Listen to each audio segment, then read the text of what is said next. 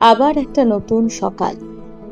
ঘুম ভাঙলো, জানালা দিয়ে আলো ঢুকলো, চারপাশটা আবার আগের মতোই ব্যস্ত হয়ে উঠল।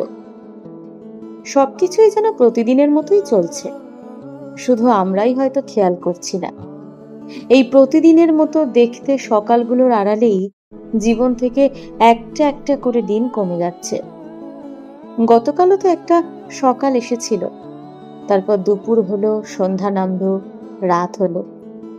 আমরা ভাবলাম কাল আবার নতুন করে শুরু করব, আর সেই কাল আজ হয়ে গেল।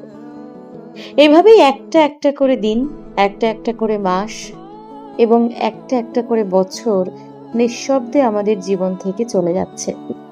অথচ আমরা কত কিছু জমিয়ে রাখি, ভালোবাসা জমিয়ে রাখি, কথা জমিয়ে রাখি, অভিমানও জমিয়ে রাখি, কারোর সঙ্গে দেখা করার ইচ্ছেটাও রেখে দিই, সময় হলে বলবো।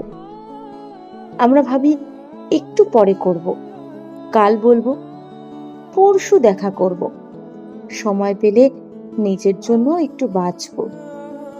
কিন্তু জীবন কখনো আমাদের বলে না তোমার হাতে আর কতটা সময় আছে। তাই হয়তো জীবনের সবচেয়ে বড় ভুল সবকিছু ঠিকঠাক হওয়ার অপেক্ষায় বেঁচে থাকাটা। কারণ জীবন কখনো পুরোপুরি ঠিক হয় না। কখনো দুশ্চিন্তা থাকবে, কখনো অভাব থাকবে, কখনো মন খারাপ থাকবে, আবার তার মাঝেই হঠাৎ কোনো একটা ছোট্ট মুহূর্ত আমাদের মুখে হাসি এনে দেবে। সেই ছোট ছোট মুহূর্তগুলোই আসলে জীবন। তাই আজকের দিনটাকে শুধু পার করে দিও না, আজ একটু মন দিয়ে বাঁচো। মায়ের সঙ্গে একটু বেশিক্ষণ কথা বলো, বাবার পাশে একটু বসো, প্রিয় মানুষটার অভিমানটা একটু বুঝতে চেষ্টা করো, আর নিজের মনটাকে একটু সময় দাও।